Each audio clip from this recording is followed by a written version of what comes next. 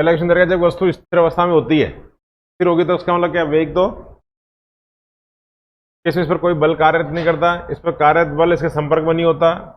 बलों का संयोजन कार्य होता है परंतु वे परस्पर संतुलन होते हैं और वस्तु निर्वात में रखते हैं। आप देख सकते हैं कि स्थिर अवस्था का मतलब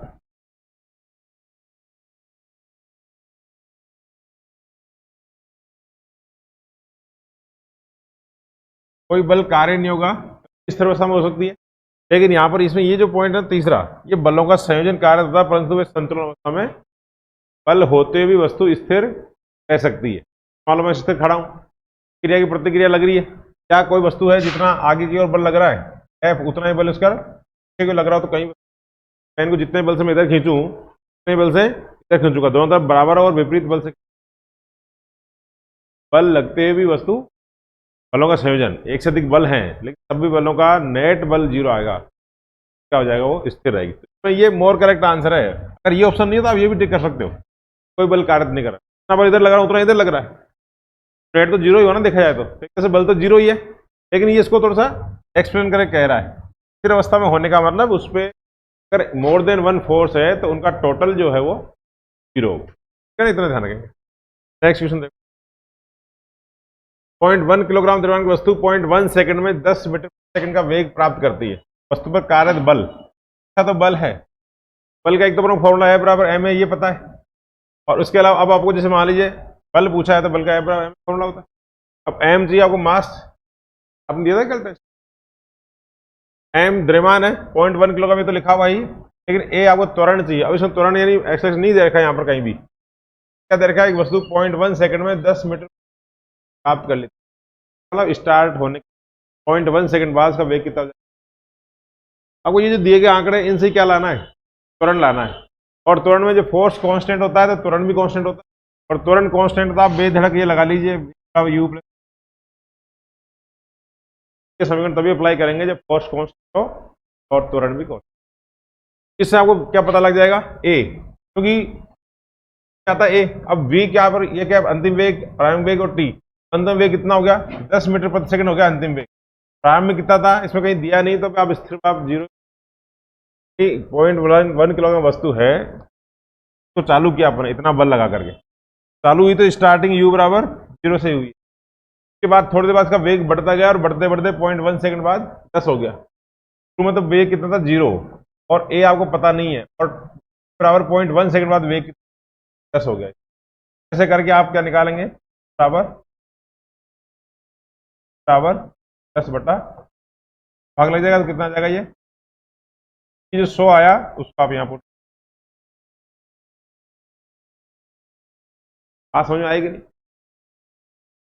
और अगर ऐसे नहीं करना चाहते तो ये तो आपको पता ही है, बराबर delta V upon delta T कर सकते हैं, वेग में परिवर्तन 0.1 सेकंड में कितना हो गया, 10 हो गया, 10 तो हो गया, पहले कितना था 0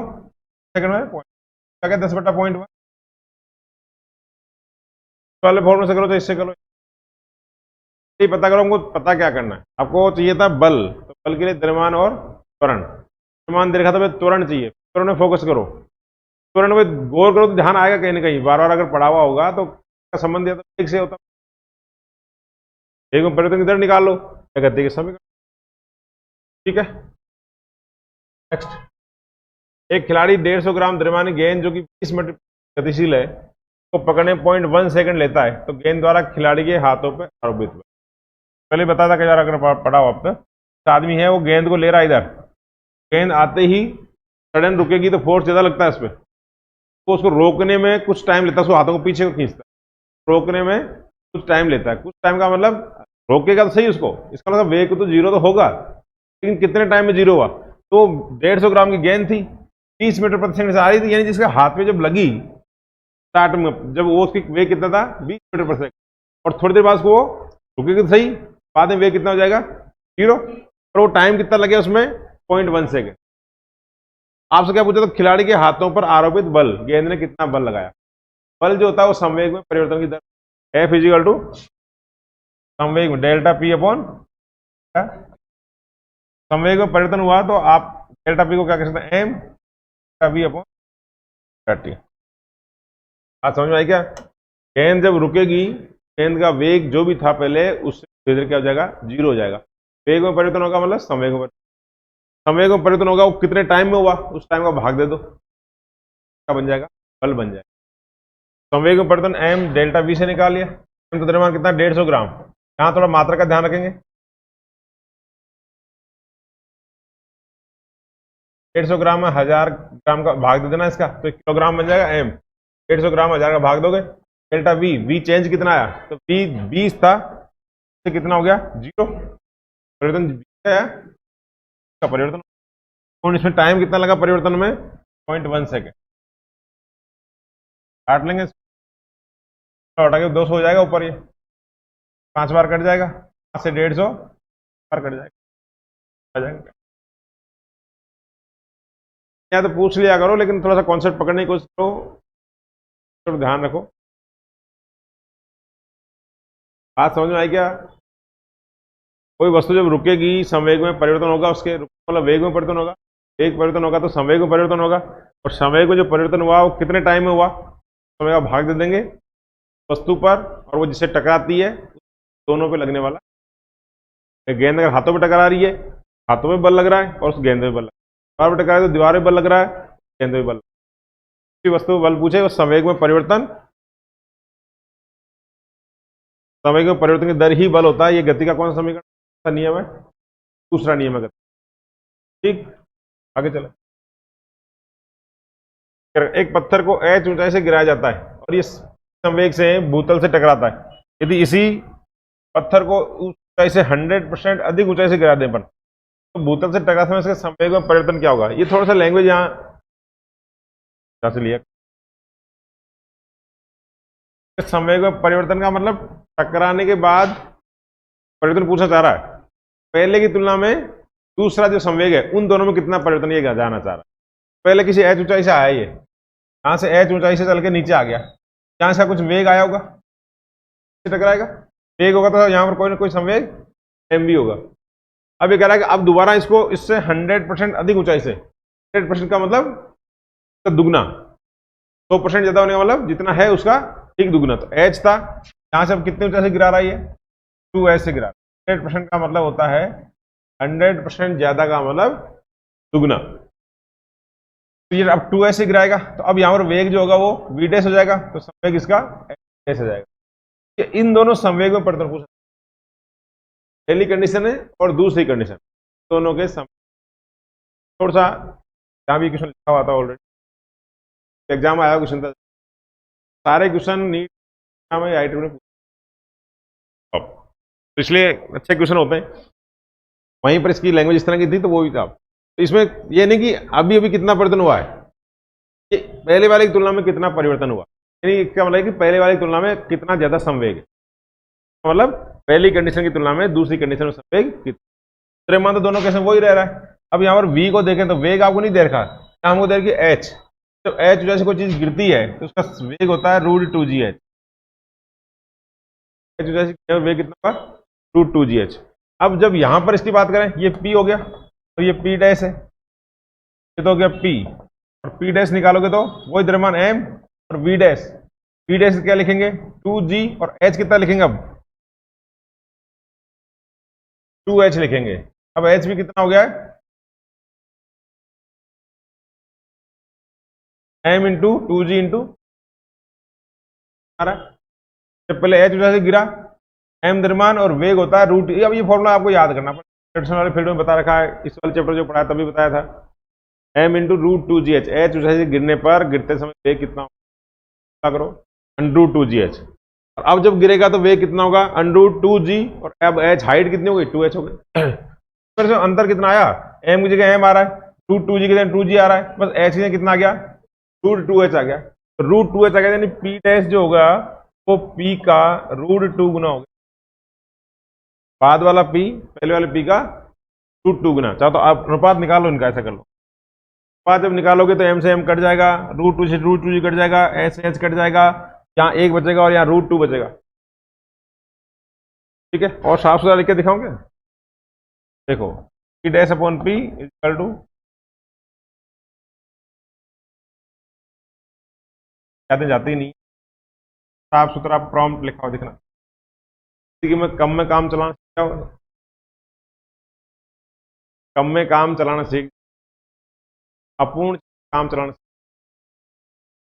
और परफेक्ट के चक्कर में पड़ते हैं ना, बहुत दुखी रहते हैं। परफेक्ट के चक्कर में आदमी,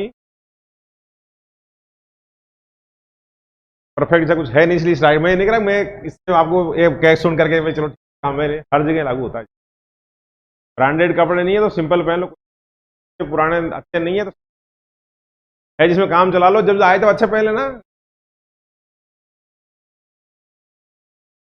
एम से एम, टू कट गया, एस से एच कट गया, तो एस बराबर क्या बढ़ रहा है, एस बराबर पी बराबर क्या आया, वो आया ना, उधर ले जाओ, पी डैश बराबर क्या बच गया, टू पी। बाद वाला संवेग जब अगली 2% अधिक हाइट से टकराया, तो जो संवेग था वो पहले वाले संवेग से √2 गुना था, वो सिंपल कितने गुना होगा ये पूछा तो √2 गुना कर देते, पर यहां गधे ने क्या करा, तो पेपर तो आपने बनाया है। आज शुरुआत हुई तो यहां से कितना परसेंट ज्यादा हुआ, √2 गुना है, √2 गुना गुना ज्यादा कितना है, तो क्या करो, अंतिम में से प्रारंभिक घटा दो, √2 माइनस पी बटा पी गुना 100, कितना परसेंट ज्यादा है, अंतिम माइनस में प्रारंभिक घटा करके प्रारंभिक का भाग देके गुणा। इतना तो मैं आपको सोल्व करता हूं, सिखाने के लिए करता हूं, अदरवाइज सीधा आ जाएगा, √2 का मतलब होता है 1.414 गुना, इसका मतलब क्या होता है 1.414 गुना, यानी अगर पहले वाला 100 था, ये 141 है, पहले वाला 1 है तो 1.41 है, पहले वाला 1 है,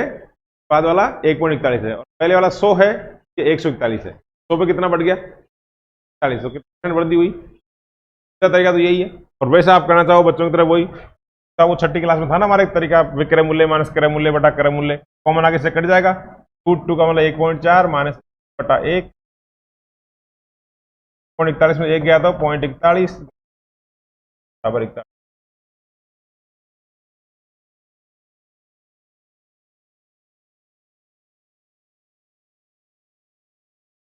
ठीक है, आगे देखें आ रहा है न्यूटन का तीसरा नियम तुल्य, आपको देखा होगा इसमें संरक्षण वगैरह, इसमें न्यूटन का लगता है, संवेग संरक्षण के लिए फिर रे के संवेग संरक्षण लागू होता है। तीसरे नियम में अपन जैसे कोई बंदूक से गोली निकलती है, तो गोली जब निकलेगी तो ये तो आगे इसका जितना बल लगेगा उतना ही, सिस्टम पर देखें, बंदूक से जब गोली निकल रही होती है पूरे सिस्टम पर कितना बल लग रहा होता है 0, और पूरे सिस्टम में बल 0 लगने पर पूरे सिस्टम का संवेग संरक्षित रहेगा। उसके गोली निकलने से पहले संवेग 0 था, गोली निकलने के बाद भी कुल संवेग नहीं रहता, तो था तो 0 ही रहेगा। ध्यान रख लो, क्रिया प्रतिक्रिया का नियम में देखिए संवेग, ठीक, का द्वितीय नियम का मापक है, द्वितीय नियम का जो फॉर्मूला है उसका मान पता लगता है, बल का पता लगता है, बराबर फॉर्मूला है समीकरण, नियम बराबर डीपी सर बल के बराबर होती है। एक बंदूक गोली छोड़ने के पश्चात पीछे की दिशा में निम्न कारण जाती है, कोई अभी बताया मैंने, बंदूक आगे जाएगी तो पीछे जाएगी, क्या करना है, एक ही समय करना है कि पूरे निकाय पर बल कितना, पूरे निकाय पर बलागुण 0 है तो कोणीय संवेग संरक्षण, निकाय पर केवल बल 0 है तो एक ही समय,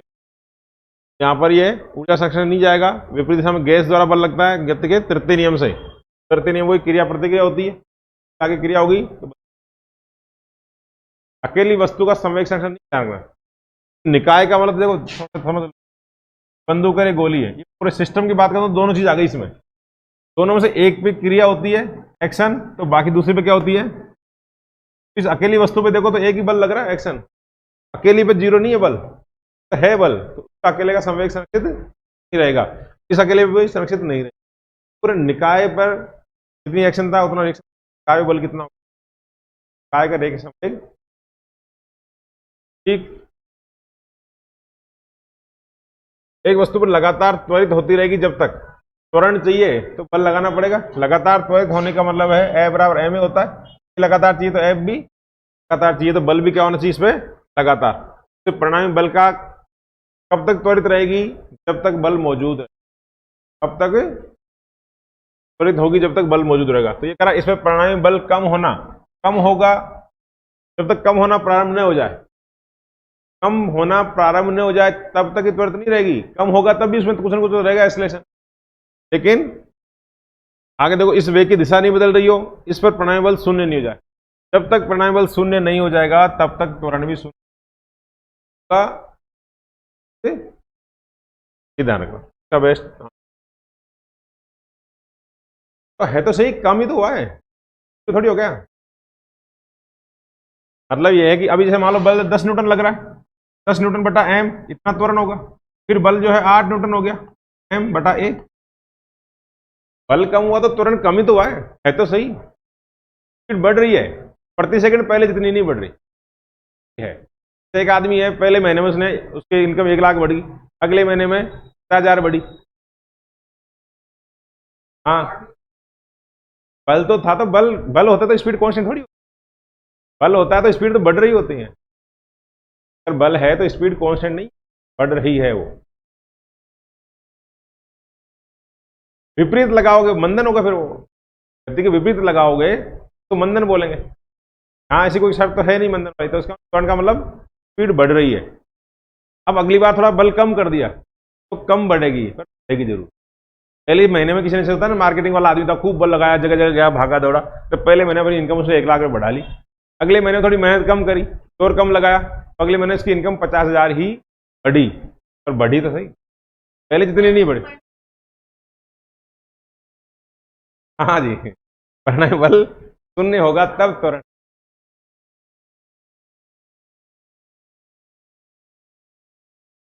ठीक है, तो इस तरह से इस प्रकार तो बल की दिशा, गति की दिशा, ये सब बातें और बेकार है। बल होगा तो त्वरण तो। नेक्स्ट, एक एक घोड़े के अचानक चल पड़ने के कारण इसकी पीठ पर बैठा सवार पीछे की ओर गिर पड़ता है। सही है, इसका मतलब क्या है, सवार एक्सपर्ट नहीं है, सवार ने घोड़े की रस्सी नहीं पकड़ रखी। यही कारण, कुल कारण क्या है, जब अपन गाड़ी में चलते हैं तो गाड़ी एकदम से आगे निकलेगी तो हम पीछे गिरते हैं। क्या बताया था, तो जब गाड़ी चलेगी तो अपना जो पोर्शन कांटेक्ट में साथ निकलने की कोशिश करता है, पर ऊपर वाला हिस्सा वो तो रहना चाहता है, वो तो वहीं रुका रह गया और नीचे वाला हिस्सा आगे निकल गया। और वो बाय द वे अगर हिस्सा हल्का जिससे जुड़ा हुआ है तो टूट के निकल जाएगा। लेकिन इतना हिस्सा हल्का, जैसे चिपकली पूछ होती है ना, बहुत हल्की जुड़ी होती है, तो थोड़ा सा को मारने की कोशिश करते हैं तो पट से तोड़ के निकल जाते, तोड़ दिए ना। इजीली टूट जाते तोड़ लेती है, नहीं तोड़ पाते, अपने आत्मा हूं, तो हमको डरा रहे, हम हाथ तोड़ के छोड़ के भाग गए कि इसको तू संभाल में तो जा। तो मतलब ऐसे ही यहाँ पर है कि घुड़सवार तो घोड़ा आगे निकल जाता है, नीचे वाला पोर्शन जो है जहां से अपन कॉन्टेक्ट में होते हैं वो तो उसके साथ निकल, ऊपर वाला पोर्शन वही रहना चाहता है। नीचे वाला पोर्शन आगे निकल गया तो पीछे वाला पोर्शन जब गिरता हुआ महसूस के लिए जड़त्व वाला है। तो जड़त्व के कारण सवार के शरीर का ऊपरी भाग स्थिर रहता है, जबकि निचला भाग घोड़े के साथ गति में आ जाता है। निचला भाग तो निकल जाए, ऊपर वाला भाग वहीं रहे तो आदमी।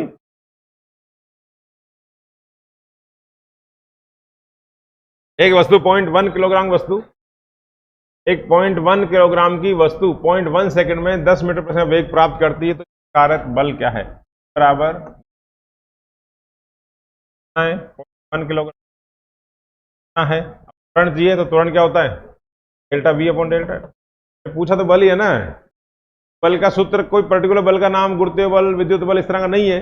बराबर एम ए लगा लें आप। ठीक है, गुरुत्वीय बल दिया हो और द्रव्यमान देखो G m1 m2 are square. विद्युत बल की बात कर रहा हो, आवेश दे रखे हो तो K Q1 आर स्क्वायर। और ऐसे यहाँ पर लेकिन और कुछ बल का नाम नहीं दिया, द्रव्यमान दे रखा है m इंटू ए। हालांकि जो K Q1 Q2 are square पढ़ते हैं वो भी यही होते हैं, नहीं होते उस तरह। ये सीधा डायरेक्ट है, अब द्रव्यमान और ए का गुणनफल है। अब यहाँ पर ए नहीं दे रखा है तो ए पता है वेग में प्रतिनिधि दर होता है। क्वेश्चन पढ़ोगे तो बार बार दिखेगा यार वेग दे रखा, टाइम दे रखा, तो एक का वेग और टाइम से क्या संबंध है, बार पढ़ोगे तो दिमाग जवाब देने लगेगा, है ना। तो क्या गया 0.1, और वेग में परिवर्तन कितना हुआ 0.1 सेकंड में। ये सब रिपीट हो गया क्वेश्चन, 0.1 सेकंड में 10 मीटर बढ़ गया, बाद में 10 हो गया, पहले 0 था, और कितना टाइम लिया इसने,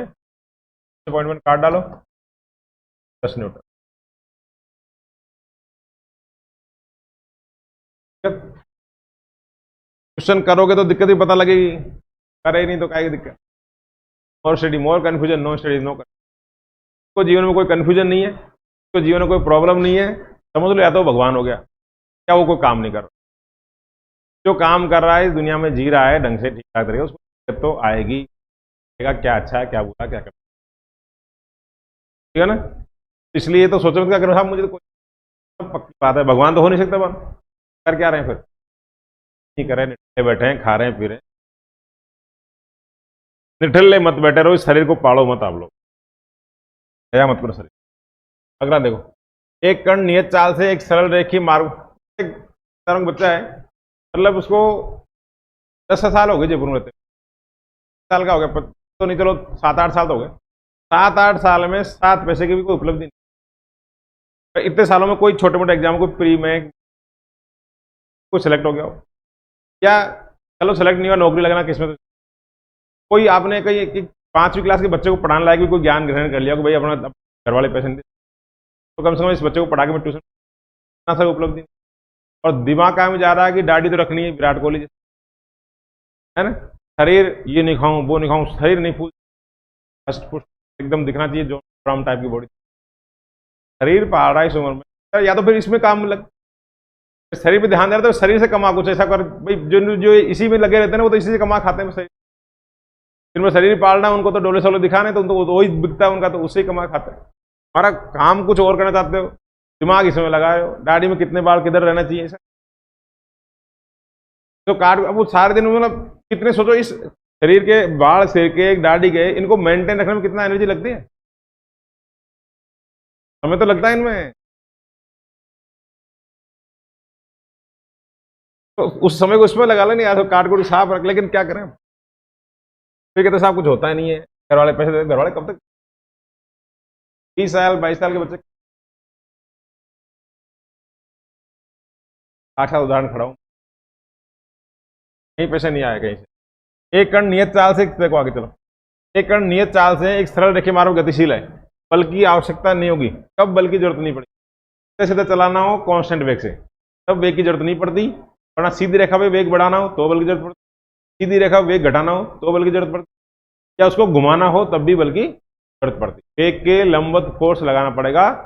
तो चाल नहीं बदलेगी लेकिन दिशा बदलेगी, सीधा सीधा समान वेग से चलाना है तो बल की जरूरत है, यहाँ पर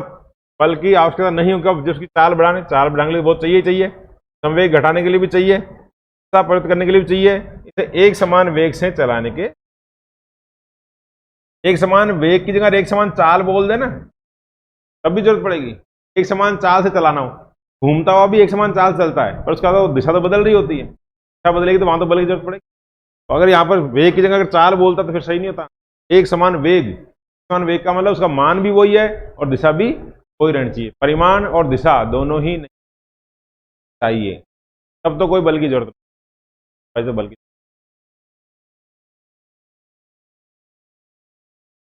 निकाय का संवेग नियत रहता है, ये ज्यादातर क्वेश्चन एक ही टाइप के से हैं, वहीं से अपन क्वेश्चन, संवेग नियत कब रहेगा, जब निकाय में कोई बाह्य बल, ये तो हमेशा, ये ऑप्शन ही वैसे आसान है, हमेशा कोई संवेग संरक्षण नहीं होता, कभी नहीं होता, ऐसा भी नहीं होता है, कई जगह नहीं होता, तो ये 2 ऑप्शन तो वैसे ही काट डालो, एक ही दिख रहा ठीक ठाक, जब तक निकाय पर कोई बाह्य बल नहीं लगेगा, F बराबर क्या फॉर्मूला था, dt, बल नहीं लगेगा तो F0 तो dp का मतलब डी कितना 0, dp मतलब परिवर्तन 0, तो p क्या रहेगा,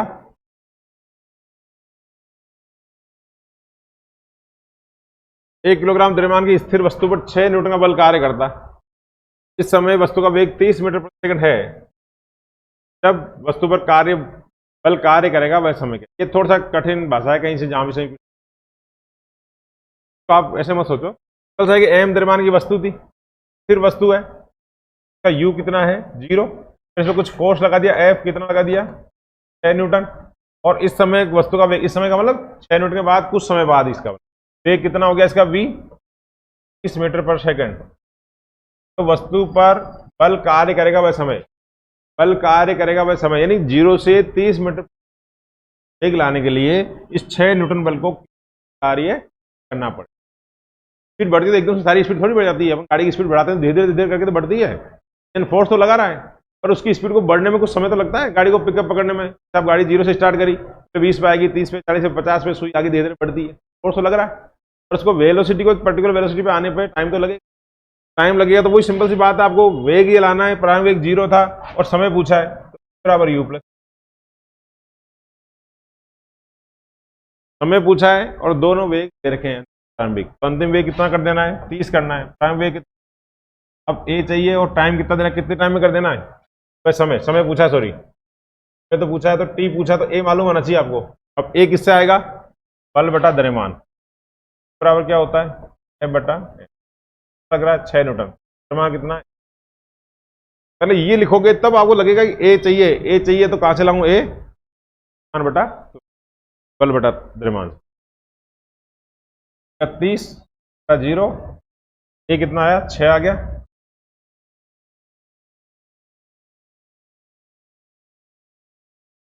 6 बराबर टी 5 सेकंड।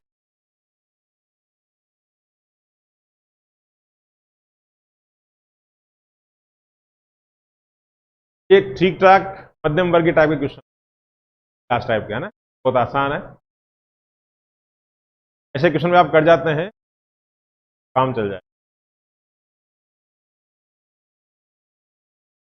एक वस्तु के रैखिक संवेग में समय के साथ परिवर्तन समीकरण दिया हुआ है, एक्स वाई स्थिरांक है, में गति के लिए वस्तु पर कार्यरत परिणामी बल समान। ज्यादा इस क्वेश्चन की भाषा को देखकर डरा मत करो, आप डरने की जरूरत नहीं है, आप पढ़ो उसमें काम काम सब छांटने की कोशिश। आपको दे रखा है कि वस्तु है रे के समय साथ इस प्रकार परिवर्तित हो रही है, और वो टाइम दिखा रखा है इसमें P is equal to X plus Y T square. संवेग टाइम के साथ चेंज, टी बदलेगा, टी तो रुकता नहीं है ना, टी को कोई माइकलाल रोक नहीं सकता, अब आर पे चलता है, तो ध्यान रख लिया करो। तो टी तो बदलेगा, और जब ये टी का बदलता हुआ वहां लिखेंगे तो पी भी बदलेगा, के साथ बदल रहा है। जब पी बदलेगा तो बल उत्पन्न होगा, संवेग में परिवर्तन का दर क्या होता है, बल। तो पी बदलने से बल उत्पन्न होगा, तो वो बल तो पूछा है, तो कह रहे हैं वस्तु पर कार्यरत परिणामी बल किसके समानुपाती होगा, पूछ लिया से समानुपाती, हो सकता है बल कांस्टेंट भी हो जाए, है तो सही बल, पर वो कांस्टेंट है, समानुपाती तो किसके समानुपाती है, जैसे ये टी स्क्वायर आ रहा है इसमें, इसमें टी आएगा, बल के सूत्र में टी आएगा, आगे टी स्क्वायर आएगा, आगे टी का रूट आएगा, वो सोल्व करना। बल का समय तो समीकरण निकालना है टाइम फॉर्म में, तो फॉर्मूला बल में और पी में संबंध क्या होता है, पर आ गया फॉर्मूला ए बराबर TP upon D, TP upon D T आया, तो यहां पर क्या करना है, नहीं पी का साथ अवकलन। अब तक इससे पहले जितने भी क्वेश्चन आए उनमें पी में का मान दिया हुआ था बाकायदा, गणितीय संख्या दी हुई थी पी की, टाइम का मान दिया था, उन्हें भाग दे करके अपन एफ निकाल पा रहे थे। पहली बार ऐसा क्वेश्चन आया जिसमें पी का मान सिंबल की फॉर्म में दे रखा है, और फिर बल का मान पूछा है, बल में भी वो यही दे रखा है, बल में भी क्या था रहा वो कि बल के सूत्र में टी कैसा आएगा, इसका मतलब हमको इस सूत्र से उसका सूत्र निकालना है, सूत्र निकालने के लिए का समय के साथ अवकलन कर दो। अब अवकलन करना तो D by D T X plus Y T, X और वाई तो कांस्टेंट है, और टी देखते ही समझ में आ जाना चाहिए, और नहीं समझ में आ रहा तो D by D T, X का भी अवकलन करेंगे plus by D T by X by D T, constant संख्या है, कांस्टेंट का अवकलन upon D by D T Y, ये वाई कांस्टेंट है, आगे टी स्क्वायर मल्टीप्लाई है, तो वाई बाहर आ जाएगा, by D T Y square का अवकलन, तो घात आगे आएगी 2 घात और डी टी का डी टी, ठीक है, वाई 2 की पावर 2 माइनस 1 कितना, वाई का सूत्र आ गया बल का, ये सब बल ही चल रहा था यहाँ पर,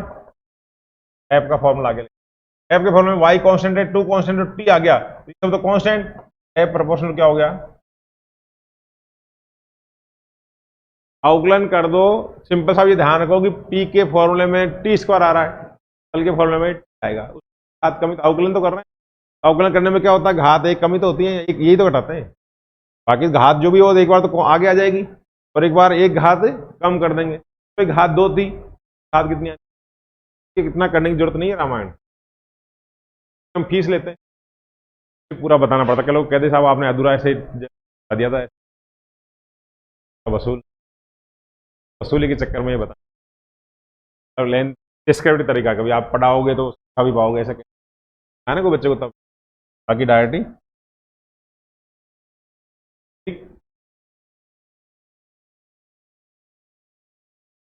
इस अवस्था के लिए कण पर बल लगाने की आवश्यकता नहीं है।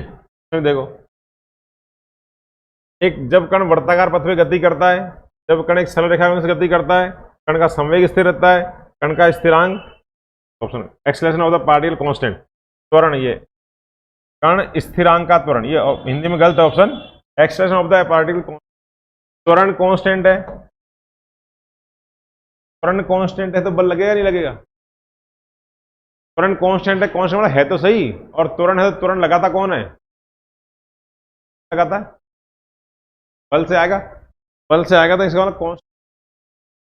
त्वरण बदल रहा है, घट रहा है, बढ़ रहा है, बल तो त्वरण नहीं होगा तो बल, तो इसमें तो बल लगेगा। ये पूरा बल कब की जरूरत नहीं है,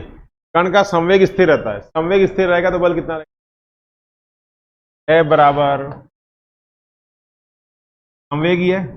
संवेग स्थिर है मतलब संवेग कांस्टेंट है, संवेग कांस्टेंट है, परिवर्तन कितना? जीरो, और जब ये परिवर्तन जीरो है तो बल भी क्या रहेगा? स्थिर रखना हो बल क्या आएगा? बाकी जब कण एक सरल रेखा से गति कर रहा है, सरल देखो इसमें ध्यान से पढ़ो, आपने हो सकता है कहीं ये टिक कर दें, सरल रेखा से गति कर रहा है, सरल रेखा के अनुदिश गति तो कई प्रकार की हो सकती है, नहीं अधूरा सेंटेंस है। सरल रेखा के अनुदिश गति कर रहा है, इसमें ये नहीं कहा कि सरल रेखा के अनुदिश समान वेग से गति कर रहा है, इससे पहले भी क्वेश्चन आया था, वहां ऑप्शन आया था, सरल रेखा के अनुदिश समान वेग से गति कर रहा हो तो बल नहीं लगेगा, लेकिन सरल रेखा पे गति, हम सीधी रोड पे चल रहे हैं, रोड पे चल रहे तो सरल रेखा पे तो चल रहे हैं, वहां गाड़ी फोर्स नहीं लगाते, एक्सीलेटर दबाते रहते हैं गाड़ी का, स्पीड बढ़ रही भी होती है, ब्रेक लगाते हैं, सरल रेखा पे गति के तो बहुत फोर्स लगता है, सरल रेखा पर समान वेग से गति के लिए ये ऑप्शन गलत है। जब कण वर्ताकार पथ पे गति करता है, वर्ताकार पथ पे भी गति करने के लिए अभी केंद्रीय बल तो लगता ही लगता है, पृथ्वी चाहे तो सूर्य चाहे तो पृथ्वी गति कर रही है, इलेक्ट्रॉन गति कर रहा है, कोई वस्तु गति कर रही है तो अभी केंद्रीय बल तो लगता है, वर्ताकार पथ पे गति कराने अभी केंद्रीय बल चाहिए, सरल रेखा के इसमें गति की जरूरत पड़ सकती है, इसमें तो अनिवार्य है, इसमें अनिवार्य नहीं है पर जरूरत तो पड़ सकती है। इन समय बेस्ट ऑप्शन कौन सा है? कण का संवेग। बात आ गई, थोड़े क्वेश्चन आसान लगते हैं बट इनमें गलती होने चांस, प्री क्वेश्चन बड़े धोखे इस राह में, बाबूजी। ठीक है, अगला है, जब एक वस्तु पर नियत बल लगाया जाता है उसकी गति नियत रहती है, एक वस्तु पर नियत बल, बल कांस्टेंट है, बल कांस्टेंट है तो बल है तो सही, बल है तो त्वरण है, लेकिन बल कांस्टेंट है तो त्वरण भी क्या रहेगा? और केस में क्या होगा कि गति नियत, नियत किससे होगी? नियत कौन आया? नियत त्वरण ही नियत है, वेलोसिटी वेग, इस लाइन के बाद इन लाइन को जोड़ना है,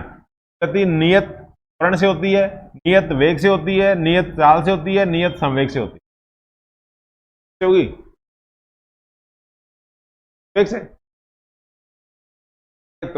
बल कांस्टेंट बोला, बल नियत है, बल नियत का मतलब बल जीरो नहीं है, बल जीरो होगा, त्वरण जीरो होगा, त्वरण जीरो होगा, एक नियत, लेकिन बल कांस्टेंट, फिक्स, आपने गाड़ी का एक्सीलेटर एक जगह रोक लिया, लेकिन एक्सीलेटर दबा तो रखा है, इंजन फोर्स तो लगा ही रहा है, तो यहां पर, और गाड़ी को मत सोचा करो, गाड़ी जब चलती है दो फोर्स लग रहे होते हैं, हर जगह पर सिंपल कार को सोच के नहीं सोचते, तब गाड़ी कांस्टेंट स्पीड चल रही है, इसका बल नहीं लग रहा है, बल लग रहा है इसमें, क्योंकि हमको इंजन से फोर्स लगाना पड़ता है, क्योंकि अगर इंजन से फोर्स नहीं लगाएंगे तो घर्षण के कारण थोड़ी देर में गाड़ी जाएगी, इसलिए सिंपल गाड़ी से सोचने में कई बार कंफ्यूज हो जाते हैं अपन, यहाँ पर तो ये सोचो कि एक ही बल लग रहा है और वो बल कांस्टेंट है, बल कांस्टेंट है तो इसका मतलब ए बराबर क्या होता है? एम है, ये कांस्टेंट तो एम तो कांस्टेंट होता ही है, ये भी क्या रहेगा? ए कांस्टेंट का मतलब ए जीरो, ए नियत है, तो बल कांस्टेंट तो ए भी कांस्टेंट है, एक्सेलरेशन, अब एक्सेलरेशन नियत है, मतलब एक्सेलरेशन है तो सही, इसमें एक्सेलरेशन है तो वेग तो बढ़ेगा, होगा तो घटेगा, केवल ऑप्शन आएगा। संवेग, नियत संवेग नहीं होगा, बल होगा तो संवेग परिवर्तन होगा, बल क्या चीज है? ए बराबर डीपी अपॉन डी टी, ये जो लिखा है संवेग नियत, ये ऑप्शन सही नहीं हो सकता क्योंकि नियत संवेग नहीं है, संवेग अगर नियत हो गया, संवेग में परिवर्तन कितना? संवेग अगर नियत होगा जाएगा जीरो, और संवेग में परिवर्तन जीरो हो जाए तो बल तो जीरो हो जाएगा, संवेग नियत करते तो बल को जीरो करोगे, बल जीरो नहीं है, बल कांस्टेंट, आप ये समझ लो कि बल कांस्टेंट है, मतलब बल कांस्टेंट कब होगा? संवेग होगा उसमें,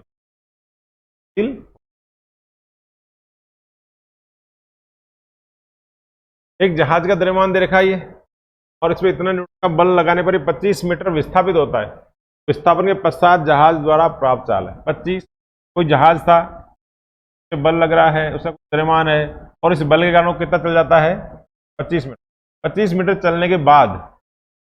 स्थापित हो गया, उस विस्तार के बाद जहाज द्वारा प्राप्त चाल, दूरी चलने के बाद वेग, ई दूरी तय करने के बाद, एस दूरी तय करने के बाद वेग पूछा है। बल दे रखा है, द्रव्यमान दे रखा है, मतलब तुरंत तो आ जाएगा आपके पास। अब तुरंत दे रखा है, प्रारंभिक वेग इसमें 0 ही मानना है, और किसी निश्चित दूरी बाद वेग पूछा है, तो समीकरण कौन सा काम आएगा? क्या कौन सा समीकरण? दूसरे में तो टाइम देगा जब पता चलेगा। दूसरे समीकरण तो एक्स बराबर U T plus half A T square होता है ना, दूरी तो देगा, दूसरा समीकरण से दूरी तो निकलती है, पर उसमें टाइम चाहिए, टाइम नहीं है ना। तीसरा समीकरण काम आएगा, गति का तीसरा वी स्क्वायर बराबर क्यू स्क्वायर प्लस, इन समय तो ध्यान रखा करो क्या चीज दे रखी है और क्या चीज पूछा। दूरी दे करके वेग पूछा है, के साथ दूरी का संबंध देखा है, पूछना के साथ वेग पूछा है, तो p और t तुरंत तो सब में काम आता है, तुरंत सब में काम आता है। द्रव्यमान और बल दे रखा तो तुरंत कहीं ना कहीं और कोई इंफॉर्मेशन दे रखी हो, वेग में परिवर्तन समय, उससे तुरंत आ जाएगा। ये ध्यान रखो, कोई वेग वर्सेस टी लिख दूं, ये तो प्रथम समीकरण। दूरी वर्सेस टाइम के बारे में बात कर रखी हो तो समीकरण, तो वेग वर्सेस दूरी के साथ बात कर रखी हो तो से कोई लड़ाई नहीं करनी, कैसे लिख दिया, मतलब ये दोनों का बात चल रही है। तो क्या पहला दूसरा तीसरा क्या है, क्या दूसरा, किस समय कौन सा समीकरण काम लेना है? वेग और दूरी के बारे में बात चल रही है, समय और दूरी में बात चल रही है, तो और वेग में बात चल रही है, तो थोड़ा ध्यान रखा करो। कितने विस्थापन के पश्चात जहाज 25 मीटर चला, उसके बाद जहाज का वेग पूछा, कहने लग गया 20 का बड़ा यूज, नहीं इसमें ऐसा कुछ दे नहीं रखा है। Q बराबर तो 0, Q क्या आ जाएगा, बल बटा द्रव्यमान, और S कितना दे रखा है 25 मीटर, S का मतलब विस्थापन, तो 25 मीटर चलानी है, बाद आएगा तो 20 बराबर हो गया F, F कितना ये रहा और 5, M द्रव्यमान कितना और 7, तो काट डालो, कट जाएगा 2 बार, तो क्या 25 25 क्या 100, फिर वी स्क्वायर था, वेग निकालना, उसका अंडर रूट कर लेंगे,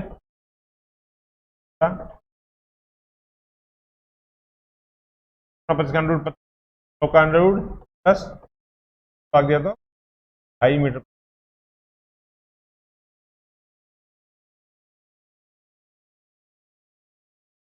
बात समझ में आई क्या?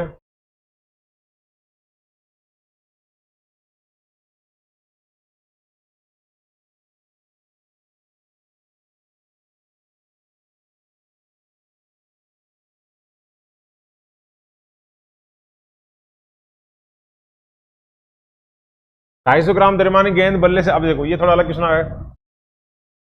टॉपिक में सब तरह क्वेश्चन आ गए हैं करीब करीब, वेग में प्रश्न, वेग संरक्षण के, गति के समीकरण के। 250 ग्राम द्रव्यमान गेंद बल्ले से 10 मीटर आती है और 0.01 सेकंड में समान वेग से वापस लौट जाती है। गेंद द्वारा बल्ले पर आरोपित बल, बल तो ऐसा नहीं गेंद द्वारा बल्ले पे लगा, बल्ले द्वारा गेंद पे भी लगा है, बल्ले द्वारा गेंद पर नहीं लगा होता तो गेंद जाती कैसे? पूछता किसी एक का है, बल दोनों पे लग रहा होता है। और इस केस में क्या हो रहा है कि गेंद के बल निकालना है, तो पहले ये बल रहा था, मान लीजिए आप,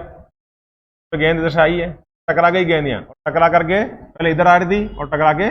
वापस लौट, वापस लौटने से क्या होगा, वेग की दिशा बदली है, वेग से टकराई 10 मीटर पर सेकंड से टकराती है और 0.2 सेकंड बाद समान वेग से ही लौट जाती है। मान नहीं देगा, असमान देता तो वो भी लिख देते हम, लौटी तो सही, वेग की दिशा बदली, यहाँ मान नहीं बदला, तो वेग की दिशा बदलने से भी क्या हुआ, वेग बदल गया, बदल गया, तो संवेग में ही क्या है, बल है। जब भी एक गेंद टकराने की क्वेश्चन आ जाए, दीवार पर टकराने की क्वेश्चन आ जाए, बल का सूत्र निकालना है, और ये वही एम ही होता है, इसी से एम ए निकल के आता है। डीपी अपॉन डी टी को आगे सोल्व करें तो क्या आ जाएगा, बराबर एम ए। तो अगर त्वरण निकाल लो तो उससे कर लो, एक निकाल लो पर। अब संवेग में परिवर्तन निकालना है। यहाँ पर अब देखो संवेग, अंतिम संवेग P2 माइनस P1 अपॉन, और ये सदी ध्यान रहेगा। संवेग क्या होता है, M B, M V two minus P1 delta T. Arrow बनाने का मतलब आपको चिन्ह सहित लिखना है, तो फिर जीरो हो जाएगा आंसर।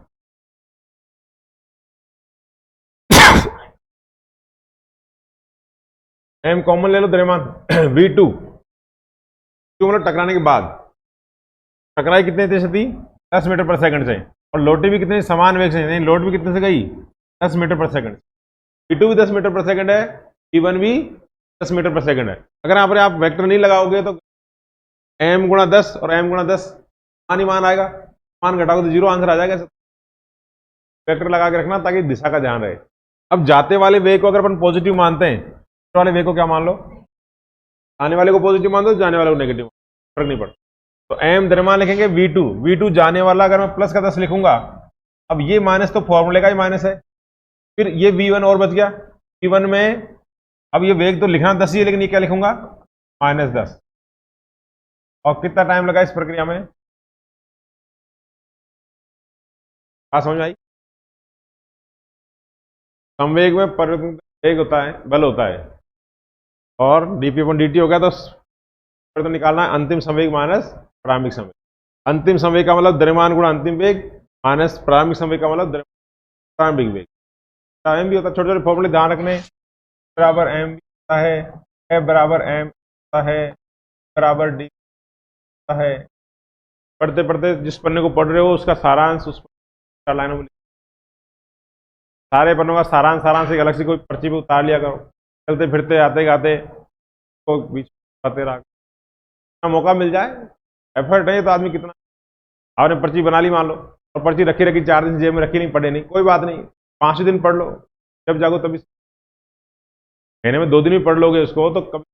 याद होगा। समय आपको बचाना है। चाय की थड़ी पे आगे चाय पीने, पर्ची जेब में पड़ी, चाय के साथ सुट्टा खींचे, उसके साथ चाय के साथ फॉर्मूले खींच लो, 2-4 नहीं सकता। चाय गिलास रखा है, चाय सुट्टा बार के नाम से दुकानें खुल गई, थोड़ा पी ले, तो छोड़ो, पर्ची रखा करो, है ना, और उसमें देखते रहा करो। कोई यार चाय के साथ हमारे सुट्टे तो फॉर्मूले हैं, नशा होना चाहिए। पर्ची लिख के रखा करो चलते, बस में जा रहे हैं, कहीं ट्रेवल कर रहे हैं, गाँव जा रहे हैं, कहीं और, पूरी कॉपी तो बैग के लग गई नहीं रख सकते। पर्ची मतलब आगे तो मोबाइल तुम्हारे पास, फोटो खींच के बस देख ही सकते, मोबाइल में अपन देख रहे हैं और कुछ देख रहे हैं, अच्छा तो कम से कम उस फॉर्मूले को देख रहे हैं। तो भी फॉर्मूले हर पन्ने में तो फॉर्मूले होते हैं काम के, उसका नीचे वहीं समरी कर लो 2-3 लाइनों में, कोई बहुत अच्छी काम की लाइन उसको लिख लो, फॉर्मूले मतलब कॉन्सेप्ट, और उन जो नीचे नीचे जो लिखे हुए हैं उनको अलग से एक पन्ने में, कहीं छोटे से पन्ने, छोटे रूप बड़े बड़े लिखोगे तो सारे पन्ने जाए वाले फोटो। जब भी कभी बोर हो रहे हो, बैठे हो, यहाँ करे उसको, तो थोड़ा बहुत आंखों के सामने आएगा तो ध्यान रहेगा, दिमाग ताजा रहेंगी बात, तो मत तुम लोग। एम ये आ गया। अब यहाँ पर क्या हो जाएगा, एम, एम द्रव्यमान कितना लिखा हुआ है, 250 ग्राम है, ये 250 ले देता हूँ, 250 ग्राम, ग्राम में 1000 का भाग देके किलोग्राम बदलेंगे, और ये 10 और माइनस माइनस क्या हो जाएगा, प्लस हो जाएगा, तो यही प्लस का कितना हो जाएगा, ये 30 हो गया। और यहाँ आप वेक्टर नहीं लगाओगे तो ये चिन्हों का ध्यान नहीं रखोगे, इसलिए ये माइनस तो फॉर्मूले का माइनस है, और ये माइनस किसका बात का है, तो एक विपरीत दिशा में, एक को प्लस मान लिया जाने वाले को, तो आने वाले को माइनस माना, ऐसे करके माइनस माइनस प्लस 10 हो गया, प्लस 10 और 10 20 हो गया, ये आ गया, कट पिट के 2 जीरो और हो जाएंगी, तो से दोनों जीरो कट जाएंगी, 250 गुणा हो जाएगा, ये 4 है ना, एक और कट जाएगी, 500 आ जाएगा। अब आगे, अब ये कोई फिजिक्स नहीं है, तीसरी क्लास के बच्चे, एक 5 ग्राम द्रव्यमान की गोली 100 मीटर पर सेकंड एक लकड़ी के गुटके में 6 सेंटीमीटर धस जाती है, तब गोली द्वारा गुटके पर आरोपित औसत बल पूछा। ये कोई लकड़ी का गुटका है, तो गोली धस गई, गुटके में धस जाए, आदमी के शरीर में धसती तो गोली कहीं ना कहीं क्या तो बहुत स्पीड से तो आर पार निकल जाती, कहते हैं ना खोपड़ी से गोली निकली आर पार, या कई बार धस करके कहीं ना कहीं फंस जाती है, फंस गई तो समझो कहीं ना कहीं तो रुकेगी। तो ये गोली थी, यहाँ से धसना स्टार्ट हुई और इतना चलने के बाद ये धस करके इसमें क्या हो गई है, तो यहाँ जो वेग था v या u था शुरू में कुछ, अब यहाँ पर वो वेग कितना हो गया उसका, तो हो गया, और इस दौरान इतना ट्रेवल कर चुकी है, इतने d दूरी उसने तय कर ली है। और इसमें पूछा क्या, आरोपित बल, बल के लिए वही ए बराबर क्या चाहिए, तो आपको ए त्वरण निकाल, द्रव्यमान दे रखा है गोली का, 5 ग्राम की द्रव्यमान गोली है, पूछा तो क्या है बल, जो पूछा तो पहले ध्यान दो, बल पूछा तो आपको m इंटू ए करना है, द्रव्यमान दे रखा है लेकिन त्वरण नहीं है। अब त्वरण कहां से लाएं, तो त्वरण के लिए अब देखो वही बात आ गई, या तो एफ ए बराबर डी वी डी टी, वेग में परिवर्तन दर ये होता है, या तो आपको समय और वेग का संबंध त्वरण गति के तीनों समीकरण में त्वरण आता है, के तीनों समीकरण त्वरण आता है। अगर वेग और समय दे रखा हो तो पहले समीकरण से त्वरण आ जाएगा, अपन और समय दे रखा तो दूसरे समीकरण से त्वरण आ जाएगा, और वेग और दूरी दे रखी है तीसरे समीकरण से, यहाँ पर वेग दे रखा है और दूरी दे रखी है, तीसरे समीकरण से त्वरण, तीसरे समीकरण लगाएंगे तो वी स्क्वायर बराबर टू स्क्वायर। अब चूंकि वेग कम हो रहा है तो -2,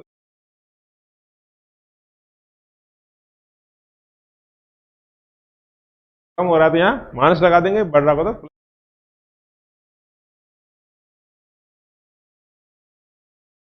पूछा तो क्या था, क्या पूछा था हमसे, क्या पूछा है भाई,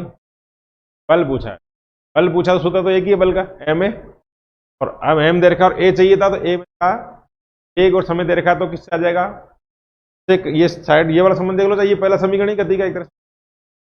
एक और समय से समीकरण से आ जाएगा, स्थापन और समय दे रखा हो तो समीकरण से आ जाएगा, एक और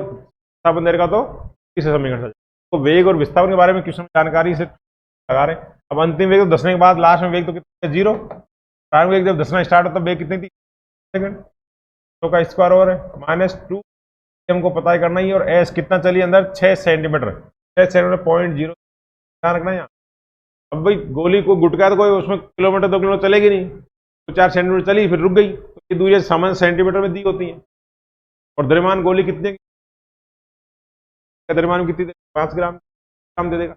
हाँ ये ग्राम में सेंटीमीटर दूरी दे दे उनको, एम के बदल लेना, तो ले लो, तो ये उधर रह गया 100 का स्क्वायर आ गया, 2 गुणा 2, ठीक है, ये त्वरण आ गया, त्वरण क्या करेंगे, एम द्रव्यमान दे रखा है 5 ग्राम,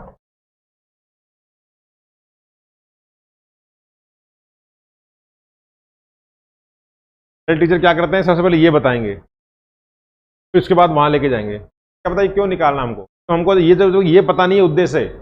बल निकालना है, बल का फॉर्मूला आपने नहीं लिखा एम ए, तब तक पता नहीं चलेगा। आपको जब ये पता लगेगा कि मुझे ए चाहिए, तब आप ए पे फोकस करोगे, ए पे फोकस करना, ए का कौन सूत्र लगाएंगे, तब आप देखोगे ये करना पड़ेगा, ऐसे करते करते फिर ए आ गया, अब वो ए आ गया तो उसकी तो आपको जरूरत थी, कहाँ जरूरत थी, यहाँ जरूरत थी, उसको यहाँ पुट कर दो, अपना टीचर सीधा ही बोलता है देखो वेग घट रहा है, ये होगा त्वरण ये आएगा, फिर निकालें क्यों। दिवाली पर छोड़ा जाने वाला रॉकेट 400 मीटर प्रति सेकंड के वेग सेकंड 0.05 किलोग्राम गैसों को करता है,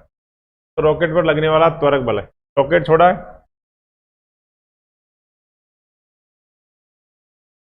है, ऊपर जाए वेग से जाएगा ये 400 मीटर पर, और प्रति सेकंड कितनी गैसें निकाल रहा है, तो 5 ग्राम पर, तो इस रॉकेट पे लगने वाला कौन आएगा। अब तक अपन बल का ये फॉर्मूला लिखते आए, बल ही पूछा है ना,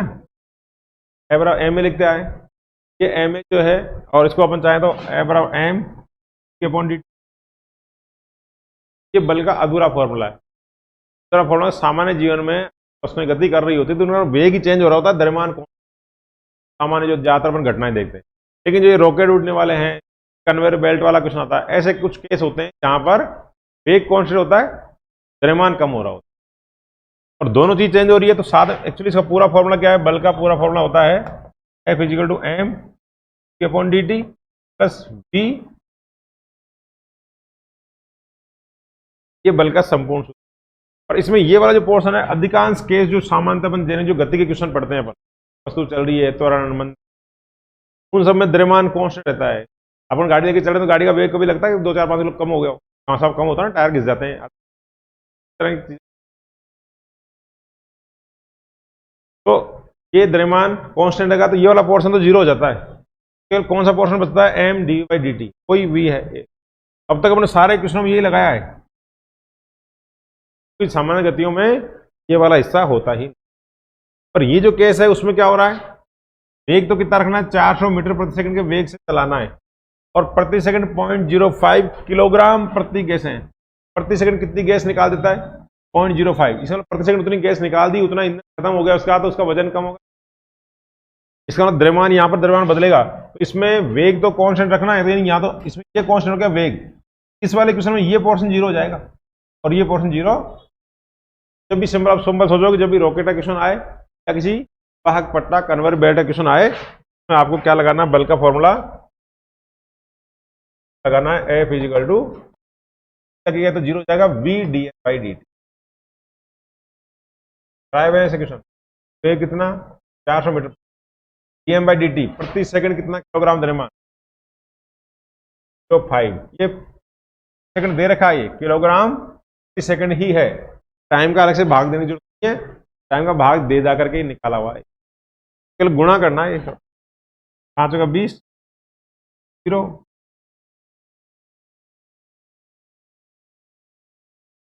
तो वैसे गुणा करते हो क्या, 400 0.0, पहले 5 से गुणा करा, 0 0, 5 का 20, 0 से क्या जोड़ा, तो नहीं करते ना। क्या करो, दिमाग में थोड़ा जोर लगाओ, डाइट करें, आदत डालो, आएगा तो प्रैक्टिस।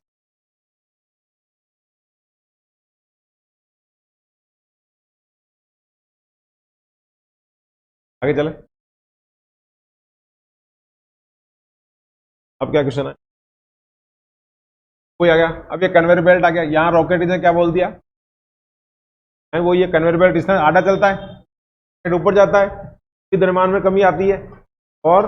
एक कांस्टेंट रहता है। कन्वेयर बेल्ट से आधा चलता है, यूं लगातार चलता रहता है, तो ऊपर से द्रव्यमान गिरता है, यहाँ का द्रव्यमान बढ़ता है,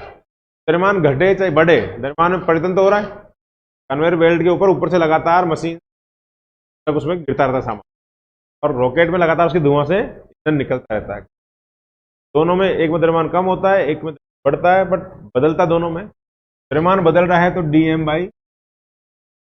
और उसमें जो वेग कांस्टेंट रहता है, कोई वेग दे रखा है, कितना वेग बनाए रखना है इसका, 2 मीटर पर 5 किलो।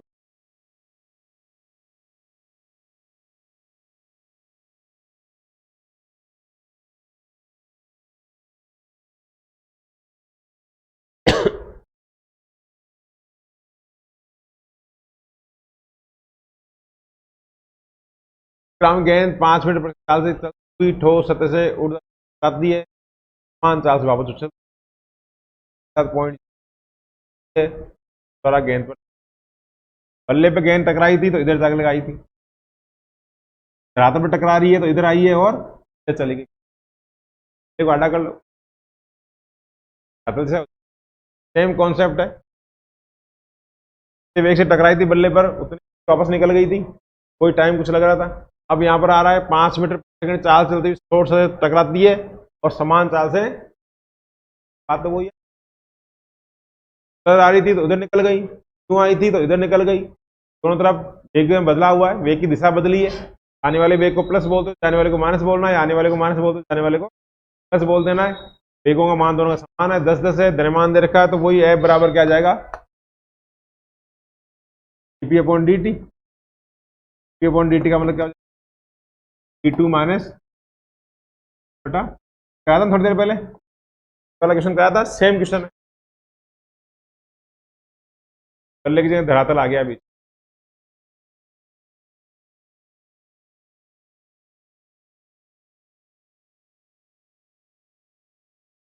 ये भी वैसा ही क्वेश्चन है, बस यहाँ पर थोड़ा सा तिरछा डाल दिया है। यहाँ दीवार पे गेंद टकरा रही है तो एकदम स्ट्रेट आने के बजाय थोड़ी सी तिरछी आ रही, तो इस थोड़ा सा दो घटक बनेंगे वेग के।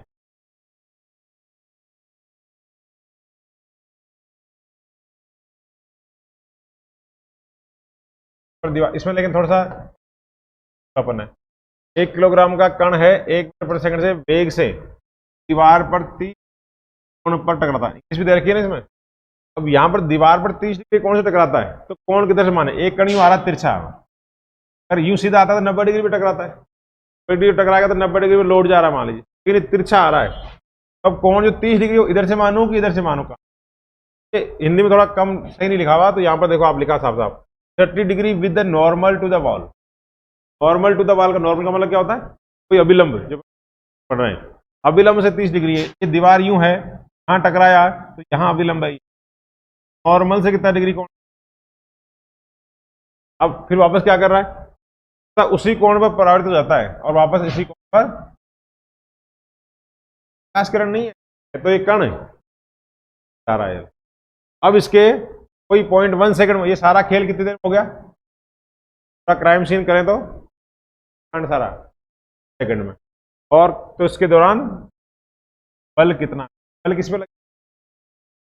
है, बल दोनों पे लगता है बल, तो वो दीवार का पूछ लेते हैं, बॉल का पूछ ले, दोनों में से किसी एक पे बल पूछ लेगा या सिंपल बल बोले तो। अब बल बराबर ए बराबर वही के अपॉन डी टी, क्या मतलब P2 अपॉन डी टी।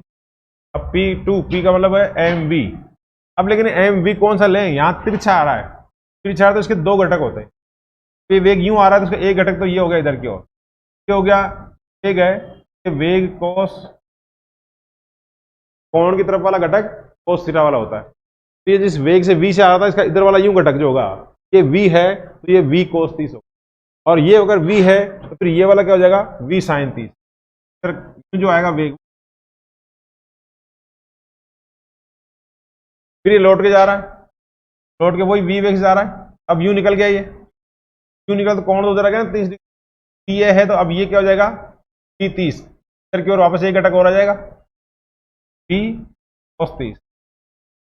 और इधर का घटक ये पीछे इधर जा रहा था, इधर वाला घटक ये क्या हो जाएगा, एक यूं था वाला घटक हो जाएगा v। अब दोनों घटकों में आपको चेंज देखना है, ये घटक पहले वाला इधर ही आ रहा था, अब जा भी फिर रहा है, पहले v साइन 30 भी नीचे है और ये v साइन 30 भी, समान वेग समान दिशा आया, नहीं बदला ना इसमें, v साइन 30 तो इसका मान हो गया, दिशा किधर है नीचे, फिर इस टकराने के बाद भी इसका मान तो क्या रहा v साइन 30, एक दिशा भी क्या रही, परिमाण और दिशा में कोई चेंज नहीं आया, इस वाले घटक में वेग में इस दिशा में इस दिशा में इसमें कोई बल है, सारा खेल किस कारण से हो रहा है, इस क्षैतिज घटक से। अब इसमें आते टाइम तो वेग का घटक किधर था, इधर यूं, जाते टाइम घटक किधर हो गया, आते टाइम वेग v cos 30 था, जाते टाइम v cos 30 है, का मान नहीं बदला, फिर क्या बदल गई, जहां जहां आपको वेग लिखना है वहां ओनली v नहीं लिखना, v cos 30, और आने वाले को नेगेटिव मान दो, जाने वाले को, तो जो क्वेश्चन किए थे अपने गेंद वाले, वहां पर आपको सिंपल वेग का मान दिया हुआ था, यहाँ वेग के मान के साथ में को लगा दे, बाकी सब कुछ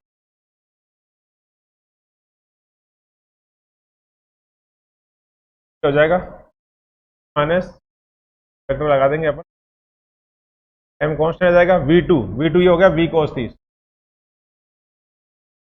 ये माइनस फॉर्मूले वाला, और फिर वो आने वाला माइनस वाला, टाइम कितना लग रहा है वही,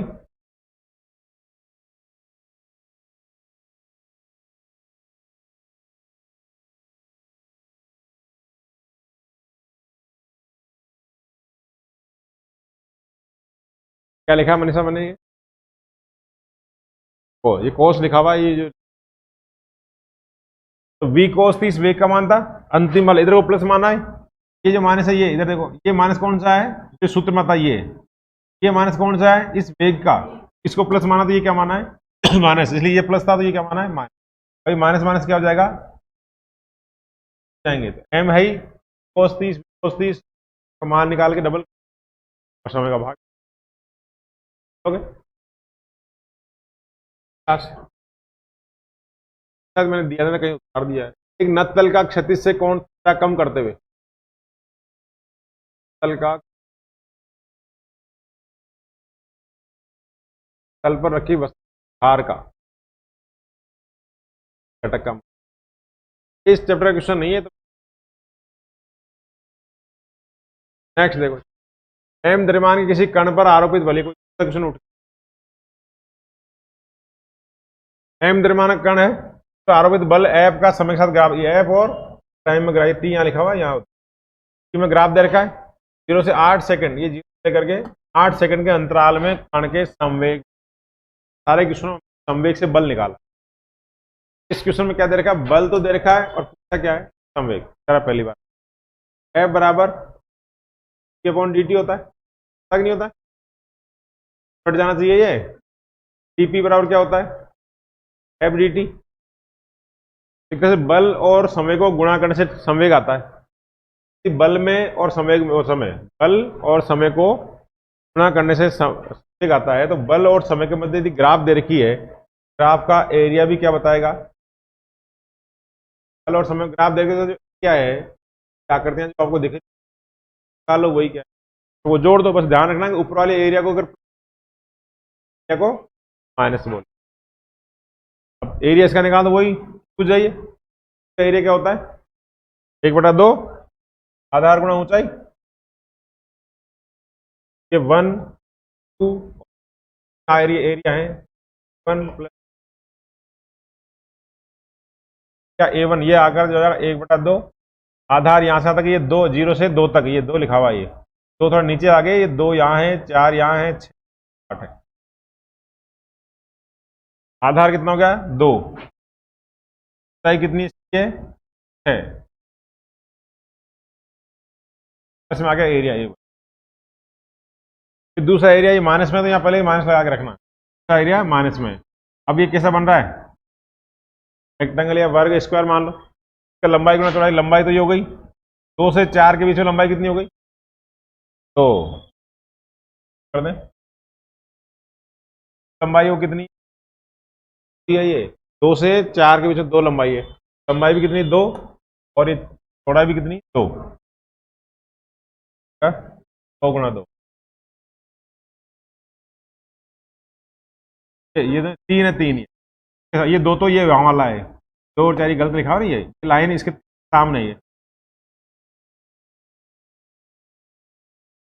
बस वापस एरिया ऊपर वाला हो गया, ये रेक्टेंगल है, आयत है, ये तो कितनी हो गई के बराबर 3, और ये लंबाई कितनी हो गई 4 से 8 के बीच में, कितनी 4 से 8 के बीच में डिफरेंस निकालना है, कर लेंगे अब तो, 6 माइनस 12,